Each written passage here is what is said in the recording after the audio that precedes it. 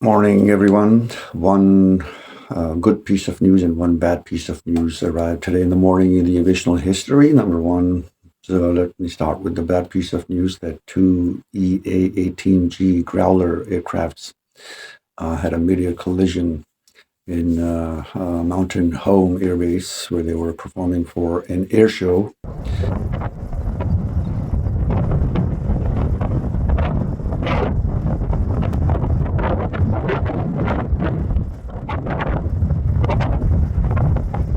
So there's only one video available, clear video.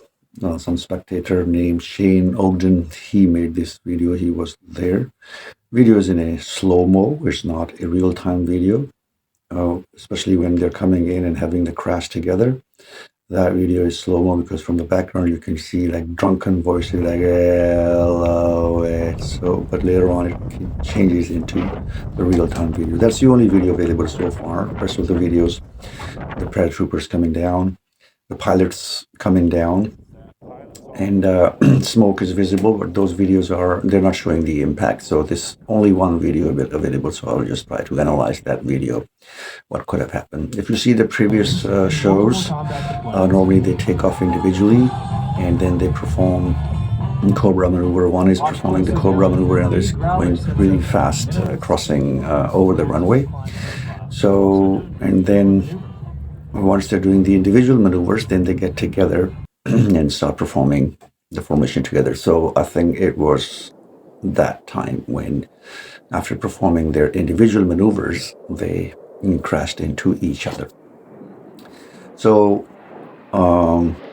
this camera view, I think, or it's my assumption, is from the back of the aircrafts, not from the front. So you're not seeing them head-on coming towards the camera. You're seeing the trails, the exhaust of both the aircrafts. So the aircraft on top is the lead aircraft before the impact, and aircraft at the bottom is the trailing aircraft. So this is my assumption. So once it's not coming towards you, it's going away from you. Both the aircrafts are going away. And now, what you could see in the video is that I have different models, not F-18s, that this is the lead aircraft. Here, yeah, let me put it this way. This is the lead aircraft, and that's the trailing one. So the trailing one, before impact, had made a turn about 15 to 20 degrees towards its right, went under this aircraft. They got entangled somehow. The most weird incident I have ever seen, anyone has ever seen, that they didn't explode, nothing. You remember the Dallas Air Show? When that happened, and that was fatal right away. But this one, the trailing aircraft went under the aircraft, their noses got apart like this. So the ejections happened one by one. The first ejection was from the lead aircraft, and two ejections from the trailing aircraft, and then one ejection from the lead aircraft again. So all four. So the second good piece of news, that 4 of the pilots are safe. This is an aviational miracle that happened just today. So in order to break it down, that what possibly could have happened, I have flown formation phases in my flying career too. This is a very difficult situation to analyze, or just on the basis of one video, but I will still try to give something to my audience here, that what probably could have happened. So the lead aircraft they do not change anything abruptly. So even in this case, you could see that it's very stable, going in the same direction, and even the slight turn is also controlled and with the same speed. Normally, once you turn anytime on an aircraft, because of the drag and your angle is different from the incoming air, you lose some height. So in order to cater that, you add a little bit of power and get the nose up. You add the power to maintain the same speed while the turn, and you get the nose up to maintain the same level while the turn. But the formation lead aircrafts do not do that. They keep the speed at the same throttle position, and they do cater a bit of yaw. And normally we don't use the rudder even. We just go whatever the turn is, wherever the turn is taking us, we just go. That's the job of a lead aircraft, so that the one at the back, he can adjust the powers accordingly. So if the lead aircraft is also adjusting the powers, it's going to be very hard to maintain this formation.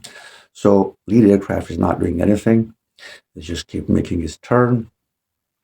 While the trailing aircraft, we can see very clearly that it almost came into the jet trash, into the exhaust behind that one. If it would have happened in a realistic moment, like if it would have been into the jet trash, the trailing aircraft would have gone really far away. This collision would not have happened because the thrust coming out of the, again, this is an F-18 variant, so yeah, very strong. It would not have collided. So that means that it did not come into the jet trash. So once the trailing aircraft made an abrupt turn, you can see it's very abrupt. It's in slow-mo, but in real time, if you see it, if you make it to 4x or 8x, you will see that it went really quickly into the under the belly, actually. So what happens in formation is, if you see side by side, you never fly like this in a formation. And you also, this is the trailing aircraft and this is the lead aircraft. You're never above the lead aircraft, reason being the visibility. You can't see the trailing aircraft. So you're always under it. Under it, you clear the exhaust coming out of the lead aircraft, always. So here, the same thing has happened. Once the lead aircraft made a turn, the turn of this aircraft was a bit faster than normally what the trailing formation does. It was a bit faster, hit it under the belly, went under the belly. And that's why no jet trash made him go back. And once they got entangled, because they were almost at the similar speed, so once they got entangled with each other, that's very bizarre to see that. Oh, actually, it was lucky because they made this kind of shape, and kudos to these pilots. My salute to them. It took 2 seconds for all these 4 ejections to happen. If you see the timeline, and one by one, so synchronized, they knew when to eject. Normally, it takes like less than a second for this ejection things being commenced, but still, their situational awareness was, I think, or life-saving. They were saving their lives. Unfortunately, I think they were, because they were going away from the airbase, so they knew that no lives are going to be lost if the aircrafts, go rogue and keep going. So yeah, kudos to the pilots, and of course to the staff that maintained these ejection seats so nice.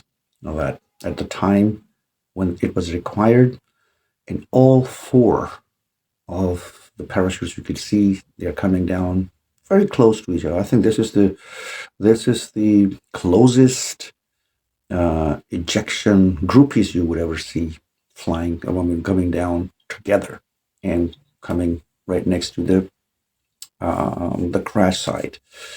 So this is one thing we are not sure what's the outcome of this one, but my congratulations to the pilots and to the seat maintenance department, that they did a good job. Crashes happen during the air shows. It's a very normal thing, and people always learn from their mistakes. So hopefully the full investigation will let people know what actually has happened. So thank you very much. See you next time.